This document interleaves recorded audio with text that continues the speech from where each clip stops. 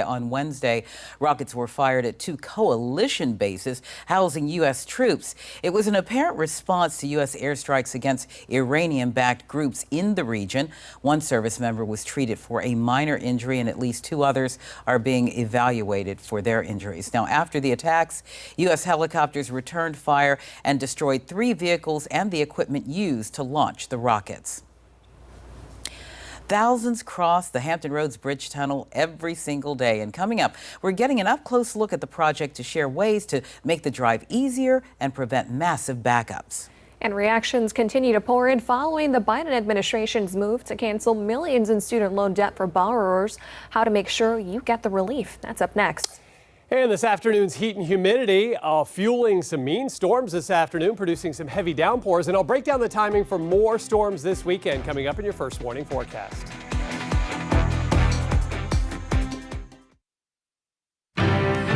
And now this breaking news just into our studio. Norfolk police are telling us that they're currently investigating a deadly crash involving a motorcycle. You are looking live at the scene right now.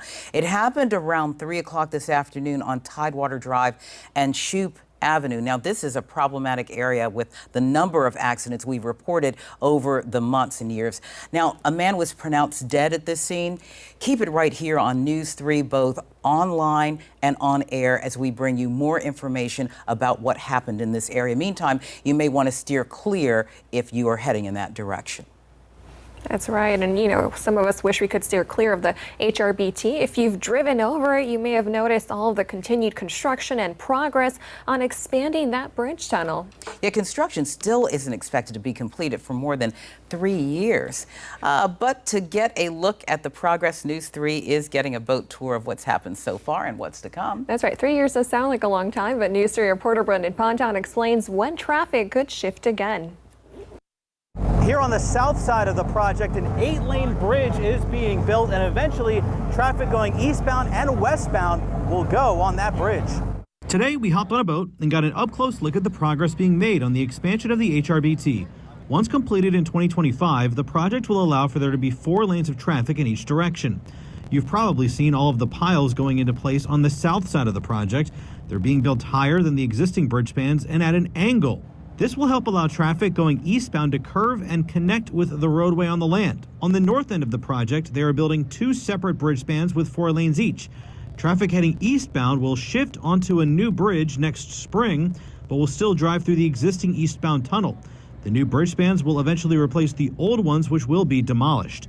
And today, the project manager of this aspect of the project says things are running on schedule. There's been some challenges along the way with materials and some supply chain issues that I think everyone's been dealing with in some of these unprecedented times, but we've been pushing forward. Construction of the underwater tunnels is continuing as well. A boring machine will be building 2 new tunnels, and that work is expected to begin next spring as well. In May, we got a behind-the-scenes look at how crews in Cape Charles are building the segments that will form the tunnels. So officials say progress is being made, but there's still a long way to go. And coming up on News 3 at 5, what will happen to soil and water as the boring machine creates the tunnels? Along the HRBT, I'm Brendan Ponton, News 3. Student loan borrowers and supporters celebrated President Biden's forgiveness plan Thursday morning, that's today, in Washington. The plan would erase $10,000 in federal student loan debt for those with an annual income below $125,000 or couples earning less than $250,000. Now, the next step for many folks here and millions of other borrowers is to figure out how to actually get the relief. What you need to do is go to studentaid.gov/debt relief. You are going to be waiting for information, and you will have to fill out a form. That means about 35 million people who don't have income information. Go do it. And even if they have your information, do it anyway. Now, some critics of the president's plan are concerned the new spending power for borrowers will drive up consumer prices even more. The Biden administration is taking another step to try and preserve the Obama-era Deferred Action for Childhood Arrivals program, better known as DACA. This allows certain undocumented immigrants brought to the U.S. as children to remain and work in the country legally. Over the years, the program has protected more than 800,000 of those migrants known as Dreamers from deportation. On Wednesday, the Department of Homeland Security announced a finalized rule which aims to continue the original DACA policy, and that will take effect on October 31st. Kobe Bryant's widow has won her lawsuit accusing the L.A. County of negligence and invasion of privacy. A jury awarded Vanessa Bryant and another plaintiff $31 million in damages. Now, they sued over gruesome photos that were taken of the scene of the helicopter crash that killed Bryant's husband and daughter and 7 others. A jury awarded Bryant $16 million. A co-plaintiff, Chris Chester, whose wife and daughter were among the crash victims, was awarded $15 million. CBS News legal contributor Jessica Levinson says the verdict has a deterring effect for law enforcement. Their training to make sure that this doesn't happen. And I think that they'll also increase their penalties within the agencies. Now in California, it is now illegal for first responders to take unauthorized photos of deceased people at the scene of an accident or crime. The verdict was passed down as people across Los Angeles were celebrating Mamba Day to commemorate Bryant's incredible 20-year career with the Lakers. Bryant would have turned 44 this week. Switching gears now to weather, we saw a couple sprinkles here and there across our area today. Chief Meteorologist Patrick Rocky joins us now to let us know just how long that stormy weather will stick around for. Hey, Patrick. Well, hi, Par. Yeah, we do have some heavy downpours out there right now. Thankfully, not at the Virginia Beach ocean front for the East Coast Surfing Championship right now. Tell you what, that water feels really good right now for surfers and anybody in it because we had air temperatures pushing toward 90 degrees, water temperatures cooler than that. Right now in the mid 70s. And you know, we see surfers out there all year long. So I thought it'd be interesting to look at our average water temperatures in Virginia Beach. Yeah, you've got to love surfing if you are in the water at 43 degrees in February. That's the average water temperature for the month of February right now. And in July, we have an average water temperature of around 78 degrees. And you see why we call it locals time. After Labor Day, lots of folks locally head to the Virginia Beach oceanfront, and we still have some fantastic water temperatures for September and October. So if you're going to be heading to the beach tomorrow to check out the ECSC or just to enjoy the beach, I think we're looking okay. Just a slight chance for a shower or storm around for tomorrow. I wish we could give you better surf for the surfers, but we're looking at about 2 feet for tomorrow. Thankfully, the risk for rip currents is low. So this is a look at our rain chances as we head into the weekend. So tomorrow, yeah, we're talking about a 25% chance. We're up to a 40% chance for some afternoon showers and storms on Saturday. So a little change to the forecast. Nothing to cancel plans over. Just know in the afternoon and evening, there's a decent chance for some storms on Saturday, but we've lowered our rain chances on Sunday down to about a 20% chance. Ditto on Monday, but you can see those rain chances ramping up as we head toward the middle of next week, ramping up along with the temperatures. It is going to be hot, it is going to be muggy, and today it was as well, sparking some storms. That's our next weather maker for the weekend. That cold front that's going to move through, that will spark storms, but it's really not going to give us much in the way of relief from the heat and the humidity. As we dive in here a little bit closer, you can see we've got some slow moving thunderstorms. I always hate to see this because they pop up and they just kind of rain themselves out. I call it like cracking an egg on a skillet. I wish I could tell you which way they're headed, but they're generally just spreading out and then raining themselves out. And so we have some drenching downpours right now for the northern portions of Suffolk, Harborview, toward Baileytown, and maybe drifting a little bit toward Isle of Wight County right now. And then we've got this big storm that is really not moving much. It's really, the bulk of it is just to the north of Great Bridge right now into Greenbrier. And so folks, you know, that is a very busy part of 64. And so folks have some very heavy downpours over them right now. We have this one batch of some storms that's been making its way through the east end of Newport News right now. And you notice the reds kind of disappearing there. So it's kind of raining itself out over the areas around the shipyard. And then we're watching some storms here inland. Notice that little ring right there. That's what we call an outflow boundary. So this storm is weakening and the exhaust, the cold air from the storm is spreading out, and that's where we could see more storms develop. So that's an area we're going to be watching, along with a few storms across Northampton County, North Carolina, into Bertie and Hertford counties as well. So a lot going on first warning radar this afternoon, all of them producing heavy downpours. A few spotty storms again for tomorrow, ramping up to about a 40% chance on Saturday afternoon, evening with some heavier downpours. Mainly dry weather for Sunday, Monday with just a couple of storms around. And then you see heat, humidity, and storms develop as we round out August and we head into September. Look at September's first day on Thursday, 82 degrees. We'll take it. Well, you know, when you were explaining where the rain is, I guess you can tell people if you didn't get any rain, you just weren't standing in the right spot. That's right. You just move a little bit. Thanks, Patrick. A new way to help those with a drinking issue, why researchers say these mushrooms could be the key. And a warning for those who eat Chick-Fil-A Nuggets, why officials are saying to avoid them for now.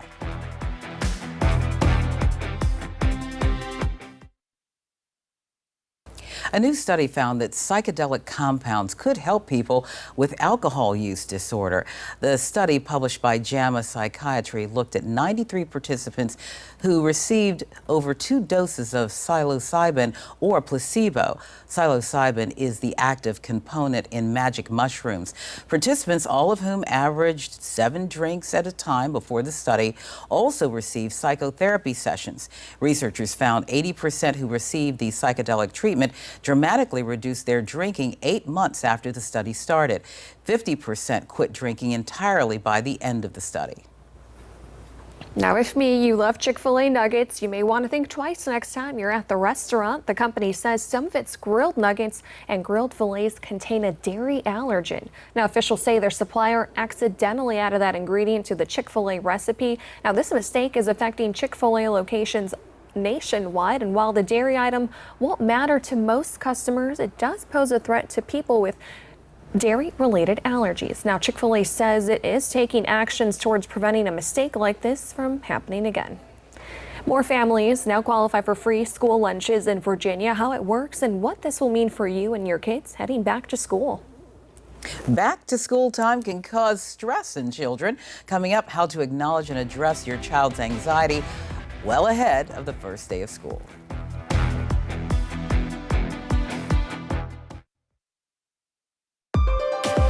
From the JES First Warning Weather Center, here's meteorologist Christy Stewart.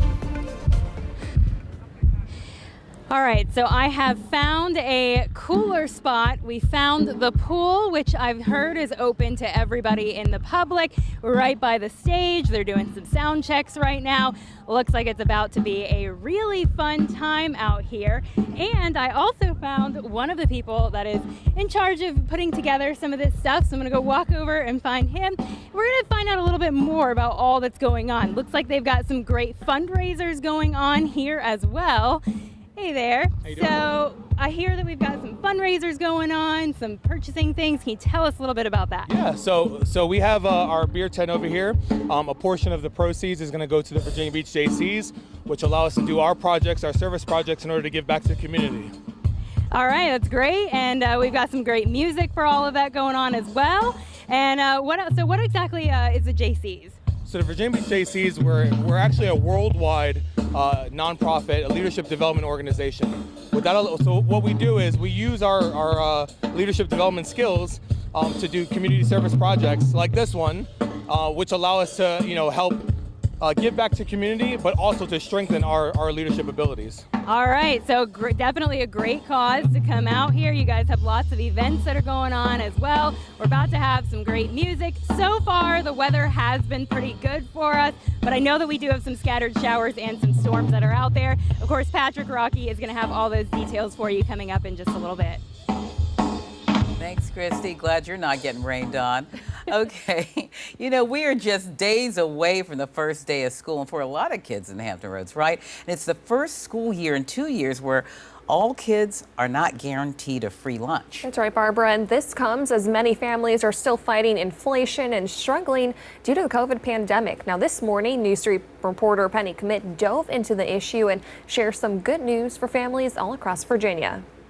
If you have a family of multiple children, then definitely it will save you thousands of dollars. Ahead of the new school year, Virginia Superintendent Jillian Ballo is expanding the eligibility for free school meals, meaning that if you didn't qualify for free lunches back in 2019, you may now. But educators say a lot of parents simply just don't know about these expanded benefits and could be missing out on hundreds to even thousands of dollars. Let's say you're a family of 4. Before the pandemic, you had to make less than $36,075 a year for your student to qualify for free lunch. Now you have to make less than $51,337. That's more than a $15,000 a year difference, meaning hundreds of more families will qualify. In fact, the Virginia Department of Education estimates 64,000 more kids will be eating for free due to this policy change. And that is very helpful to a family, especially if during these inflationary times, if they're experiencing more difficulties in making the dollar stretch further. Vicka Harrison with Virginia Beach City Public Schools Office of Food Services says food security is critical for learning. When the stomach is full and the belly's full of the child, they're not concentrating on their person, they're concentrating on what is being taught in the classroom. And it makes the job of the educator a lot easier as well, because the focus is there, the mind is like a sponge absorbing better. If you're a family in Virginia Beach, through this new program, you could be saving nearly $770 per kid every year. But families all across Hampton Roads can apply. To take advantage of free school lunches, you'll have to apply through your specific school district. And you can find links to do this at our website, WTKR.com. And while filling out the application, you can discover more ways you can save. The form helps families discover if they qualify for reduced exam fees, and it points students to scholarship opportunities. In Norfolk, I'm Penny Commit, News 3. A News 3 investigation is shining a light on cases of bullying all across the Commonwealth, and results from the Department of Education indicates promising data, a sharp decline. Now it's gone from nearly 3,000 statewide a few years ago to just over 200 in the previous school year. But one Suffolk girl who was hospitalized after being attacked by her bully says the reality is far from different. The brutal assault at Kings Fork Middle School in Suffolk went viral last year, and the 6th grader considered taking her own life. I thought that my child was going to commit suicide. Did you ever think about taking your life because of what happened? I did once. Yeah, after it happened, yeah. Because I was all over social media. I didn't want to be remembered as the girl who got attacked all over social media and stuff. So I did think about doing that. Coming up tonight at 6, we're taking a closer look at the reality behind the data on bullying in Virginia, and the one thing anti-bullying advocates and teachers believe will help, and the criminal penalties kids could face for bullying. Now, in addition to bullying, back to school means quite a bit of change, right? Some are in new schools, new teachers, maybe even trying to make new friends. And like most change, it can be a bit stressful. Definitely. A bit stressful might be, very stressful as well. And then all that newness means a lot of things are beyond their control. It's definitely not easy, but there are ways that you can deal with it. Yeah, licensed marriage and family therapist Eden Garcia Bellis says learning how to manage our kids' back to school anxiety begins with recognizing that nerves are normal. She says talking about anxiety will not create it.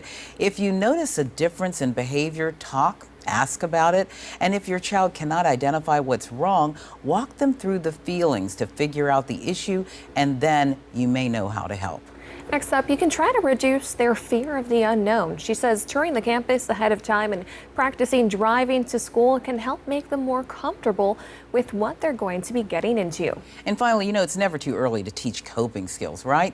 Teachable techniques include deep breathing, and then there's grounding techniques using numbers and your senses. That's right, Barbara. So here's how that works. You want to think about 5 things that you can see, count down to 4 things you can hear, 3 things that you can feel, 2 things that you can smell, and 1 thing that you can taste. So it's counting down that really helps children get themselves out of that anxiety and really be in the moment and ground themselves and focus on that very moment. Now, there are only a few more summer weekends left this year. Coming up at 5, we're looking at some of the fun activities you can do in Hampton Roads to take advantage of these very last weekends of summer.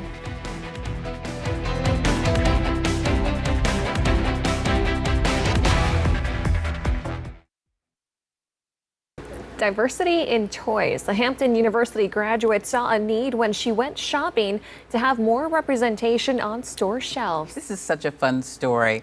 News 3 reporter Ellen Ice introduces us to the creator of HBCU dolls. A Hampton University graduate is making moves in the toy industry by creating a line of African American dolls with an HBCU theme. That line was picked up by Target. Brooke Hart-Jones created the doll line HBCU because she wanted a doll that represented the legacy of historically black colleges and universities. Jones created the line with 3 main dolls: Hope, the student body president and legal studies major; Alyssa, the cheer captain and physics major; and Nicole, the homecoming queen and pre-med major. She says they want to promote higher learning, culture, and inclusivity. Our core values are academic excellence, leadership, community service. So everyone can relate to those core values. So it's not, yes, we want to share the magic of historically black colleges and universities, but it's not limited to just that. It can be inclusive for everyone. Those dolls are available online and in stores at Target. Coming up on News 3 at 5:30, we'll talk about what's next for the doll line, as well as what universities you can see represented. In Hampton, Ellen Ice, News 3. I love that. I really do. I cannot wait to see where I can find this, because there are so many girls in my family that I would love to have an HBCU doll. I can just see you kind of like with the American Girl dolls. You're going to collect all of them. Oh, don't tempt me. It may happen, Pari. All right, well, check this out. Big businesses come and go from communities. So how does one community handle the loss? Up next, we're going to tell you about one town that not only embraced it, they're now thriving. Plus, raising awareness about a topic we normally don't talk about openly, or at least around guys. Coming up, how to know when that pain could signal something more serious. We're talking about the monthly.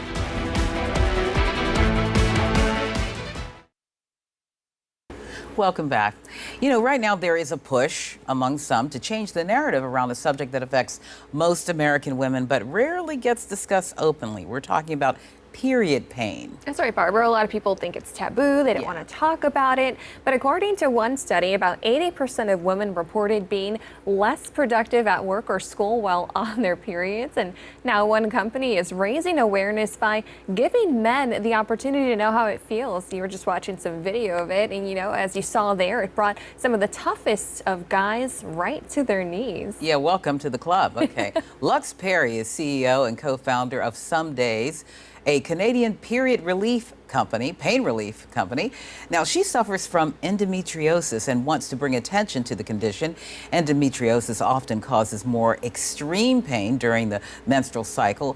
It is the thickening of tissue surrounding the uterus. Millions of U.S. women have this condition, which may disrupt fertility, but some don't realize it. Because pain in general, menstrual pain, is so common, I think it's hard for many people to know the distinction, the difference, and hard to get diagnosed. Especially for young women, young patients, it's very, very important to diagnose early. Now, treatments for endometriosis include surgery and acupuncture, but Dr. Shirazian says they don't always help, and compassion for those suffering goes